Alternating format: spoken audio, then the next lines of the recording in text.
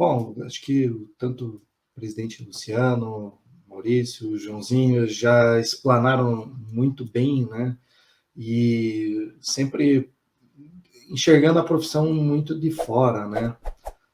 Por minha carreira profissional, eu sempre me relacionei com muitos outros profissionais da área da saúde, né? Principalmente médicos e nutricionistas.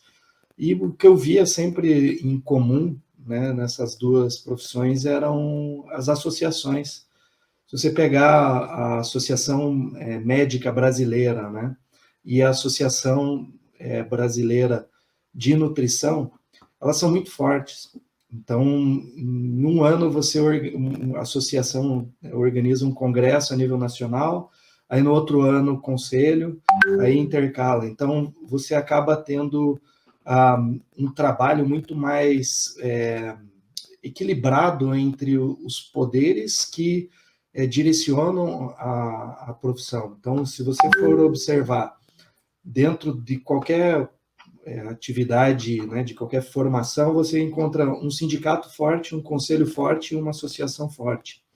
E, infelizmente, tem muito profissional que não lembra, mas lá em 1998, quando você tinha uma ação das APEFs, fazendo, né, a Associação dos dos Professores de Educação Física, trabalhando em prol da regulamentação da profissão.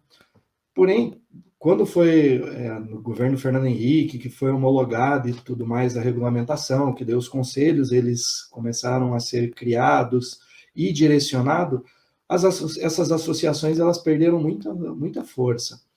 Eu lembro que tinha um evento em Capão da Canoa, Tramandaí, enfim, no litoral ali do Rio Grande do Sul, que era organizado justamente pela Associação dos Professores de Educação Física do Rio Grande do Sul. E um evento extremamente forte. Então, a nível nacional, um dos movimentos mais fortes que tinham vinha justamente desse pessoal. No Paraná, você tinha o pessoal de Londrina, que era muito forte. Até hoje, se a gente for olhar, boa parte dos profissionais que são de referência dentro da educação física do Estado, eles são daquela região do Estado. E, porém, perdeu-se, né? E agora, de forma mais segmentada, porque a visão que eu tenho, e acredito que os demais membros da diretoria têm, o ser personal trainer talvez seja a atuação mais nobre dentro da educação física, não desmerecendo ou desvalorizando as outras atuações, mas talvez a atuação como personal trainer é que exige muito mais capacidade de atuação do que outras.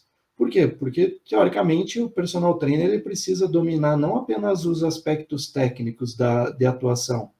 Não é simplesmente eu ser um profissional que vai acompanhar o treino e vai ser aquele famoso contador de número de séries e o que vai fazer a asepsia, né, com álcool do material, vai organizar a anilha.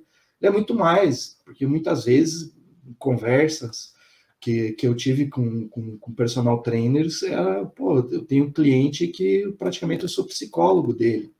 E estou falando de 2004, 2005, né, que já vinham direcionando. Então, até hoje, muito me entristece quando eu vejo acadêmico se posicionando como personal trainer ou recém-formado se posicionando como personal trainer. É como se essa atuação ela não tivesse o devido lugar. Eu entendo que, como na área médica, né, você se forma, leva 7 anos para se graduar, mais pelo menos 2 anos de residência, para daí ter uma especialização e você começar a atuar de forma específica, né, ou seja, você não para de atuar, isso deveria acontecer com a atuação como personal trainer. A gente não pode pensar como atuação profissional de forma banalizada, porque a sociedade ela vai olhar e vai pensar o quê? Não, esse é um profissional, um professor particular. E, na verdade, não é. Ele é muito maior, tem um status muito maior do que outras áreas que compõem a educação física. E a educação física é muito grande, né? Se a gente for olhar e começar a elencar por tudo que remete à formação em educação física, a gente vai brincar aqui e chegar em 60, 70 sinônimos que remetem, né? Como preparador físico, fisiologista do exercício, instrutor de musculação, instrutor de ginástica, instrutor de pilates, enfim, tudo isso ele remete à formação. E o personal trainer é um desses atores, né? Então, eu vejo essa força associativista, né? Pensando pelo coletivo, porque todos aqui trabalham de forma colaborativa. Ninguém é remunerado, né? Ninguém vai atrás desse retorno financeiro, ninguém está aqui achando que vai enriquecer. Pelo contrário, você tem muito mais despesa, muito mais gasto, muito mais empenho do que benefício financeiro. E não é nem questão de protagonismo dentro da profissão, porque praticamente você leva mais pedrada do que aplauso. E é como o Joãozinho falou, é um trabalho muito de bastidor.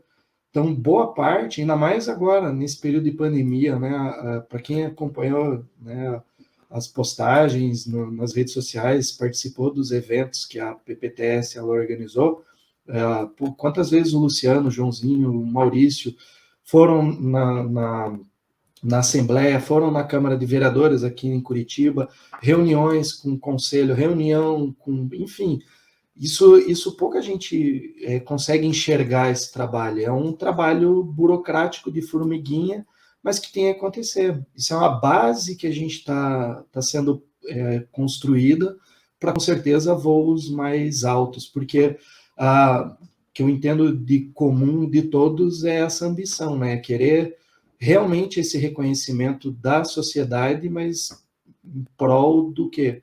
Promoção da saúde, trabalhando com segurança, criando uma identidade, né, para que o associado, né, o nosso membro, ele seja um diferencial mercadológico, né, não seja apenas um número. Então, eu vejo muito por aí, é isso que me anima, me motiva a sempre estar colaborando.